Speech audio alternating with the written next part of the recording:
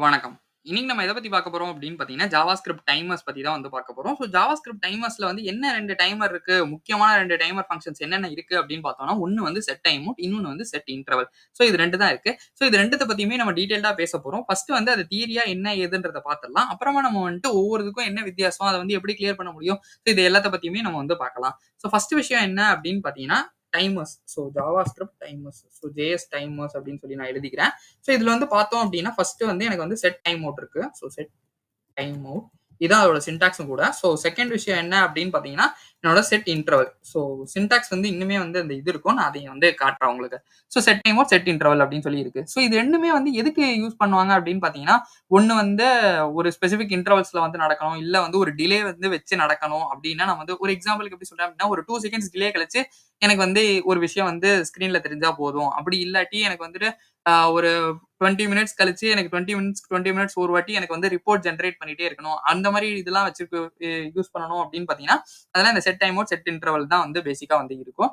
So இது வந்து எப்படி வந்து என்ன இருக்கு, என்ன ஏதுன்றத பார்த்துடலாம். ஸோ ஃபர்ஸ்ட் வந்து செட் டைம் அவுட் என்ன அப்படின்றத பார்த்துடலாம். இது வந்து செட் டைம் அவுட்ன்றது என்ன அப்படின்னா, ஒரு டிலே கழிச்சு எனக்கு வந்து ஒரு ஃபங்ஷன் வந்து ரன் ஆகும். ஸோ அதுவும் ஒரே ஒரு வாட்டி தான் வந்து ரன் ஆகும். இதுதான் முக்கியமான விஷயம். ஸோ ஃபங்ஷன் வந்து ஒன்ஸ் தான் வந்து நடக்கும். ஸோ இந்த ஒன்ஸ் தான் நடக்கும். ஸோ இது வந்து இதோட சின்டாக்ஸ் என்ன அப்படின்னு பார்த்தோம்னா, செட் டைம் அவுட் உள்ள வந்து என்னோட ஃபங்ஷன் இருக்கும். அப்புறம் வந்துட்டு என்னோட டிலே இருக்கும். அப்புறம் வந்து என்னோட பாராமீட்டர்ஸ் 1 ஸோ 1, 2 அப்படின்னு சொல்லிட்டு இந்த மாரி வந்து எத்தன வேணா நம்ம வந்து வச்சுக்கலாம். ஸோ இதுதான் பேசிக்கா இதோட சின்டாக்ஸ்.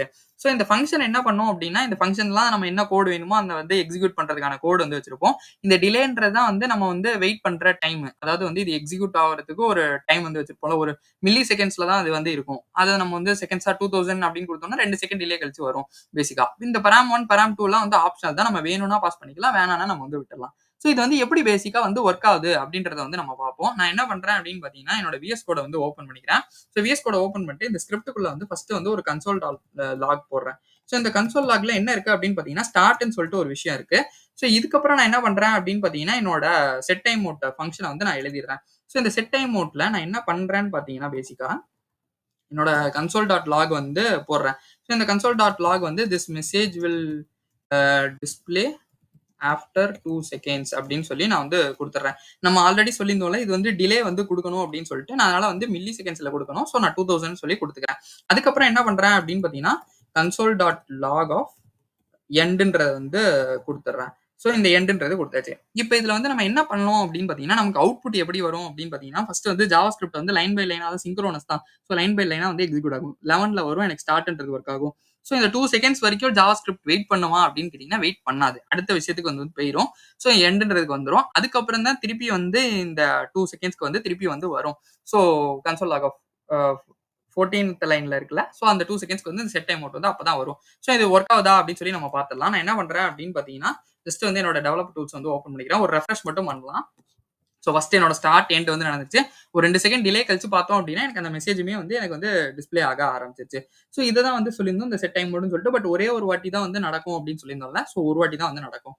ஸோ நெக்ஸ்ட் வந்து என்ன பண்ண போறோம் அப்படின்னு பார்த்தீங்கன்னா, என்னோட செட் இன்டர்வல். இந்த செட் இன்டர்வல்ன்றது என்ன அப்படின்னா, பேசிக்கா வந்துட்டு ஒரு ஸ்பெசிஃபிக் பீரியட் ஆஃப் டைம்ல இப்ப நம்ம வந்து காலேஜ்லயோ, இல்ல ஸ்கூல்லயோ இல்ல இருக்கோம் அப்படின்னா, ஒரு 40 மினிட்ஸ்க்கு வந்து ஒரு வாட்டி வந்து ஒரு பீரியட் முடிஞ்சுச்சு, செகண்ட் பீரியட் முடிஞ்சுச்சு அப்படின்னு சொல்லி இருக்கும்ல.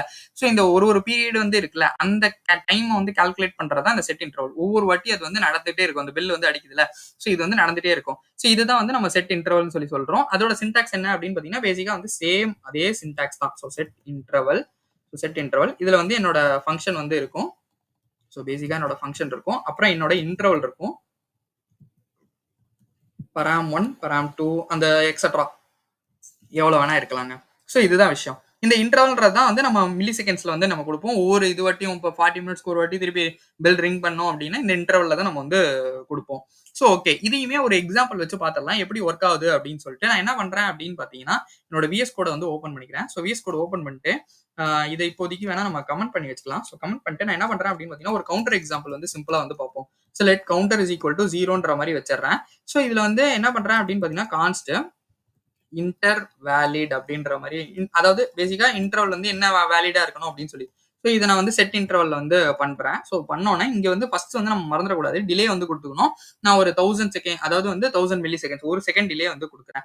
ஸோ இதுல வந்து நான் என்னோட இதை வந்து எழுதுறேன். என்ன பண்றேன் அப்படின்னா பேசிக்கா அந்த கவுண்டரை வந்து நான் பிளஸ் பண்றேன்.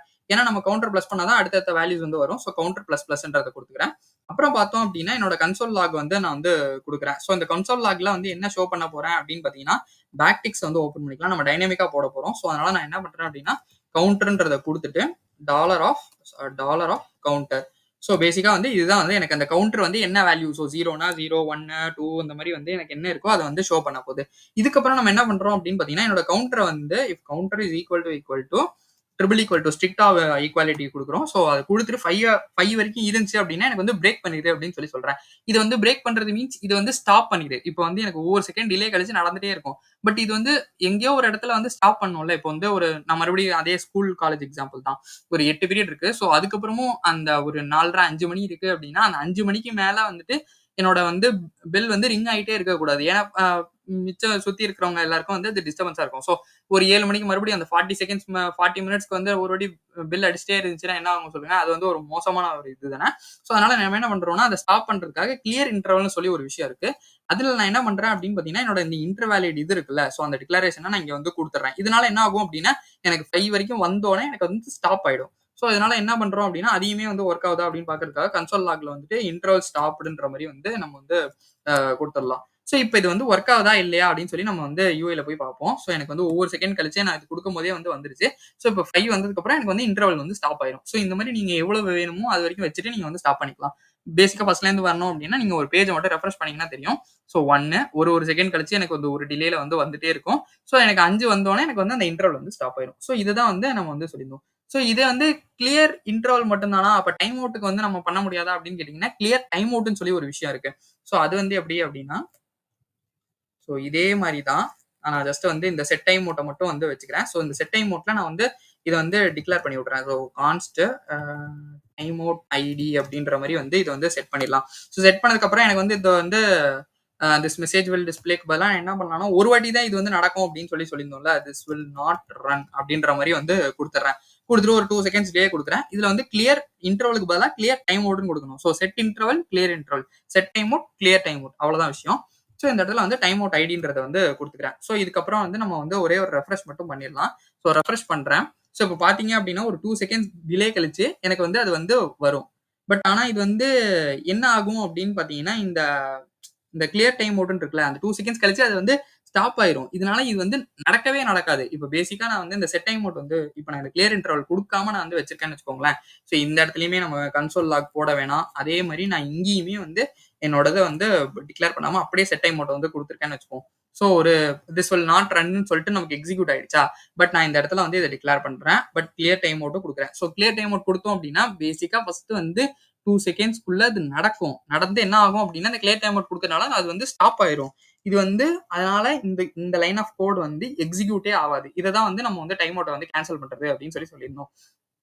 ஸோ இதுதான் வந்து set interval set time out. So இந்த இது வந்து கான்செப்ட் வந்து கண்டிப்பா புரிஞ்சிருக்கும் அப்படின்னு நினைக்கிறேன். கிளியர் இன்டர்வல்லையும் சரி, நம்ம வந்து கிளியர் டைம் அவுட்டும் சரி எப்படி ஒர்க் ஆகுது என்ன ஏதுன்றதை வந்து நம்ம கண்டிப்பா புரிஞ்சிருக்கும் அப்படின்னு நான் நினைக்கிறேன். இந்த வீடியோ உங்களுக்கு பிடிச்சிருந்தா மறக்காம லைக் பண்ணுங்க, ஷேர் பண்ணுங்க, சப்ஸ்கிரைப் பண்ண மறந்துடாதீங்க. ஏதாச்சும் டவுட் இருந்துச்சு அப்படின்னா நீங்க அதை வந்து கமெண்ட்ல சொல்லுங்க. நான் அதுக்கு கண்டிப்பா ரிப்ளை பண்றேன். தேங்க்யூ ஃபார் வாட்சிங் திஸ் வீடியோ.